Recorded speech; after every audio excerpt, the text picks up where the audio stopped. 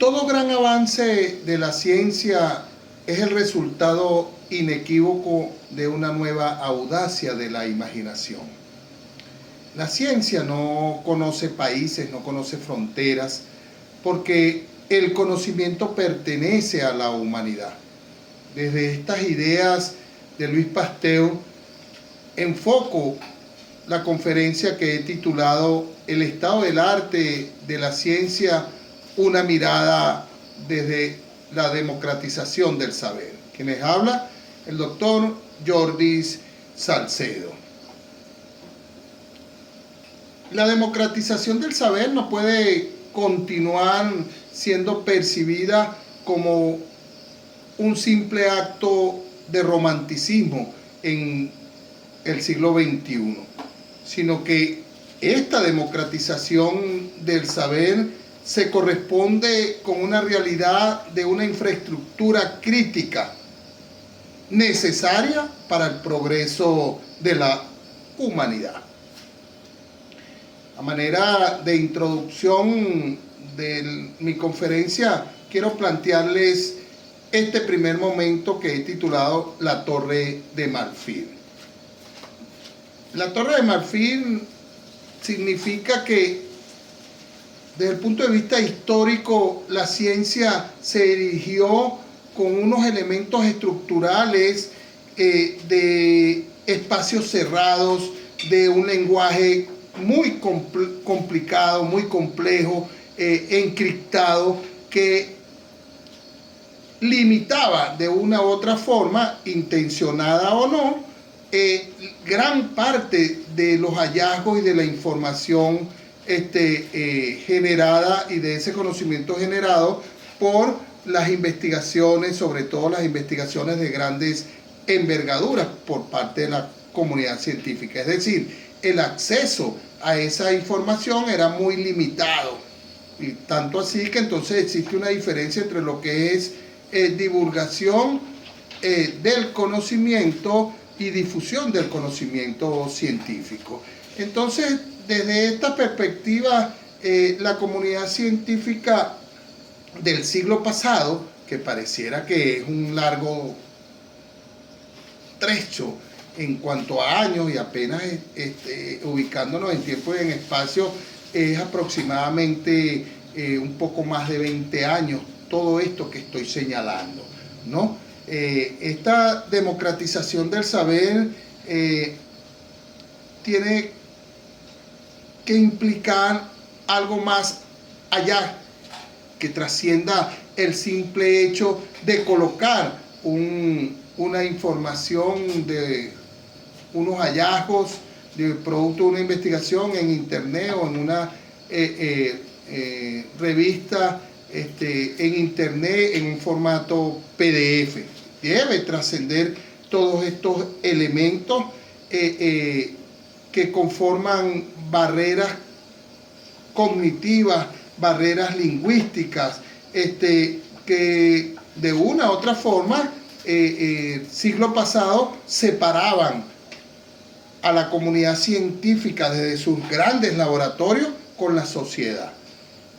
La ciencia que no se comunica simple y llanamente no existe. Es decir, lo que no se publica no existe. Y esto, la inexistencia para la sociedad de los avances científicos se debe en gran medida a que la misma comunidad científica se encargó de invisibilizar esa información, intencionada o no, producto de la complejidad del lenguaje, la falta de acceso a esa información, la permisología para utilizar o no esa información en pro de otras investigaciones. De tal manera que todos estos elementos se estructuran en tres grandes pilares que conforman el estado del arte de la democratización del saber científico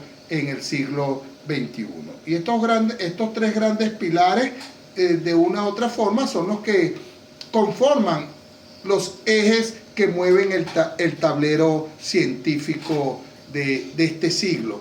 Y estos son la ciencia abierta, la inteligencia artificial y la ciencia ciudadana. La ciencia abierta es un elemento de importancia, ya que dejó de ser esta ciencia abierta, es decir, la apertura de todo lo que genera el conocimiento científico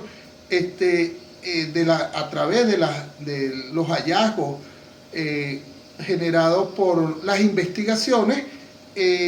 No es una acción ya que sea opcional dentro del proceso de investigación.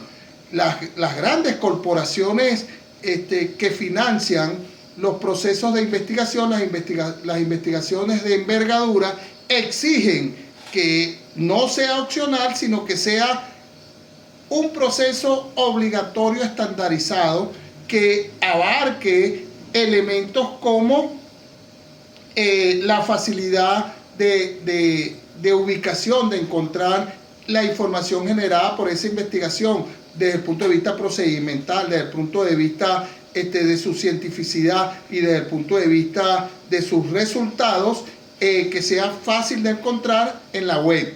Lo segundo es la accesibilidad a esa información, a esos hallazgos, es decir, que no sea restringido en la medida de lo posible el acceso por parte de la comunidad, de la sociedad, a esa información. Y lo otro es que sea reutilizable toda esa información, porque de nada sirve tener una información en la web pero que no podamos utilizarla, porque es restringido la permisología, porque es restringido su uso, más allá del respeto a la autoría de los investigadores. Entonces hoy en día se percibe dentro de la democratización del saber estos elementos no de forma opcional, sino es una exigencia de estas grandes agencias de financiamiento para estos trabajos de investigación de envergadura. El segundo elemento está relacionado con la inteligencia artificial. La inteligencia artificial, de una u otra manera, es el elemento fundamental de disrupción de los procesos de apertura de la información científica, ya que cualquier persona puede tener acceso a la información utilizando la inteligencia artificial, lo que necesita, por supuesto, algunos elementos mínimos, el acceso a internet, sobre todo un equipo móvil o una computadora que te permita utilizar las plataformas para obtener la información. Un ejemplo de ello es Gemini o otras plataformas que te permiten tener un acceso a la información. Visualizándolo desde el punto de vista de un ejercicio de ejemplo, un agricultor venezolano que esté ubicado en los llanos venezolanos o en las cordilleras andinas puede tener acceso a través de la inteligencia artificial a toda la información que necesita para su proceso de agricultura, de procesamiento del rubro, de la siembra, de la preparación del terreno, de los fertilizantes, del tiempo y la hora adecuada para la siembra, para la cosecha, para el riego. Y igualmente él puede generar esa información que también puede compartirla con personas del mismo interés en otro continente y pueden generar en tiempo real información que puede ser compartida. Todas estas bondades no las brinda la inteligencia artificial, ¿verdad? Que de una u otra forma presenta un lenguaje amigable y comprensible para la sociedad común. Dentro de todos estos elementos, entonces, tenemos el tercer eje que mueve el tablero de la realidad científica dentro del estado del arte de la democratización del saber, que es la ciencia ciudadana. La ciencia ciudadana se corresponde con esa transición del ser humano común de dejar de ser un simple espectador en los procesos de investigación para los procesos de recolección de datos, a convertirse en un elemento crucial de participación activa en esos procesos de investigación a través del acceso a sensores de movimiento, sensores móviles, a las plataformas de trabajo colectivo, de recolección de información que son utilizados hoy en día por todas las comunidades científicas colectivas, porque acá debo recordar que uno de los elementos que caracterizan el proceso científico de este siglo es el hecho de la investigación colaborativa, de la transdisciplinariedad en los procesos de investigación y por supuesto la transcomplejidad que nos regaló, nos aportó un elemento tan significativo como lo es la existencia, la aceptación de la existencia de los diversos niveles de realidades que permiten en ese trabajo colaborativo de la investigación acceder a las inquietudes investigativas desde diversas aristas, ubicadas en los niveles, en los distintos niveles de realidad que es abordado ese equipo multidisciplinario. Cada uno lo mira desde su parcela, pero se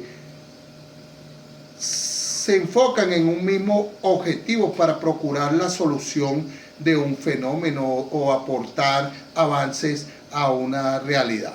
Desde esta perspectiva, entonces, la participación ciudadana es sumamente crucial. Sin embargo, es necesario aclarar que no todo es color de rosa.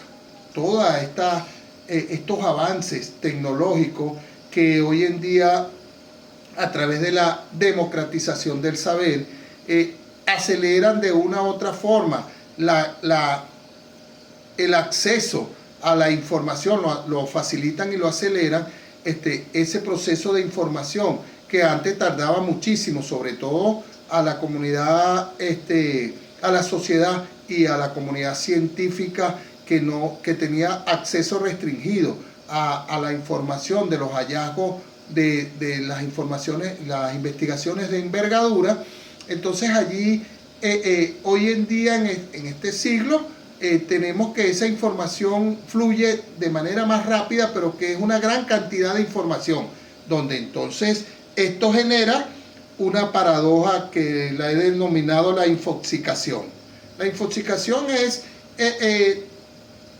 la saturación, la sobresaturación de información que recibe el ser humano sobre temas diversos generados por los avances tecnológicos. Y esto nos genera, sin lugar a dudas, un reto que debemos asumir. El reto de desarrollar la capacidad, sobre todo en los investigadores noveles, en desarrollar la capacidad de diferenciar lo que es ciencia, ¿verdad? A través de la evidencia científica y lo que se conoce como pseudociencia. Fíjense que este es un debate que no es nuevo, pero que producto de toda esta gran información a la cual tiene acceso el ser humano, hoy en día se reactiva esa necesidad y ese debate de poder discernir entre lo que se considera válido en la comunidad científica y lo que es considerado no válido dentro de esa comunidad científica a través de la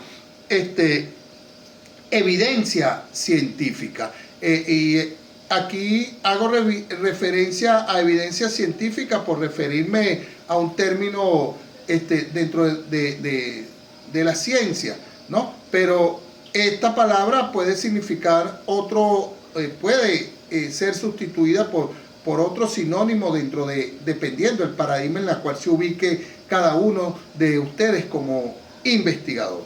De tal manera que entonces estos retos deben ser asumidos, y por ello yo planteo como solución la alfabetización mediática y científica dentro de la democratización del saber. Es decir, ya democratizamos el saber científico, ¿verdad? Ya es una realidad que la colectividad tiene acceso a todos estos elementos, a la información completa de las investigaciones sin mayores restricciones, pero de nada nos sirve tener toda esa información allí si no alfabetizamos a la comunidad, a la colectividad, sobre los procesos de investigación, porque es una realidad que por más simple y comprensible que tratemos de hacer el lenguaje científico, para muchísima gente esto sigue siendo algo complicado. Es como el que no sabe leer, que tú le das un libro y él no tiene las nociones de leer y la intencionalidad, nunca va a poder leer si no lo enseñamos a leer. Entonces esa alfabetización científica y mediática debe ser abordada desde nosotros como investigadores. Dentro de estos elementos entonces es obligatorio abordar lo que es la ética y la equidad dentro de esa democratización, y en ello yo planteo una interrogante que las dejo para el debate. Democratización, ¿a quién? O sea, ¿a quién estamos democratizando? Y el para qué, ¿verdad? Que yo me he enfocado en el para qué, pero no en el a quién. Entonces, desde estos elementos es necesario que nos cuestionemos si estamos realmente cerrando la brecha digital o estamos creando una nueva ventana de élite de datos. Es decir, todos estos datos que están ahora allí, realmente las personas tienen acceso porque están allí, fueron liberados, pero ¿quién los comprende?